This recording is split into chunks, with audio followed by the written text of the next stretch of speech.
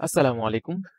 দেশ কিংবা দেশের বাইরে থেকে যে যেখান থেকে আমাদের ভিডিওটি দেখতেছেন তাদেরকে নাইস ডিজাইন ইউটিউব চ্যানেল এবং ফেসবুক পেজের পক্ষ থেকে আন্তরিকভাবে শুভেচ্ছা।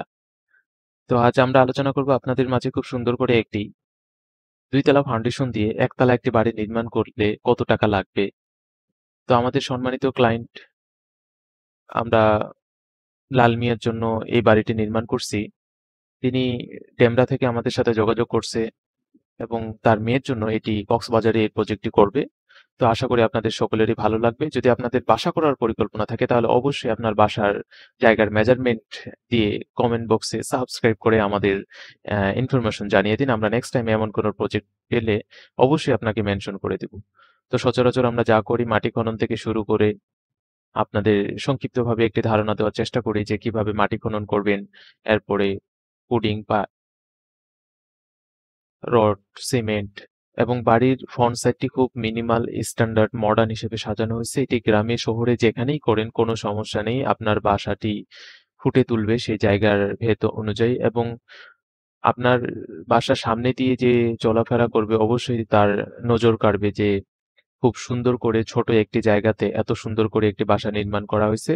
তো আমরা ৯ টি কলাম দিয়ে চেষ্টা করছি খুব সুন্দর করে একটি ফ্রন্ট সাইডের ফ্যাসাদ ডিজাইন দিয়ে একটি বাসা নির্মাণ করার জন্য এবং উপরে রুফটপে আমরা চেষ্টা করছি যে বিকেলে যাতে একটু গাছপালা লাগিয়ে আপনারা বিকেলের সময়টা খুব মধুময় ভাবে কাটাতে পারেন। এজন্য আমরা রুফে প্রশস্ত জায়গা রাখছি এবং সেখানে বসার জন্য কিছু বেঞ্চ এবং গাছপালা লাগার জন্য কিছু টব, এক কথায় ল্যান্ডস্কেপ সাজিয়ে রাখছি যেটাতে আপনারা এখানে সময় স্পেন্ড করতে পারবেন বা খুব সুন্দর করে আপনাদের রুফটপটি আপনারা সাজাতে পারবেন।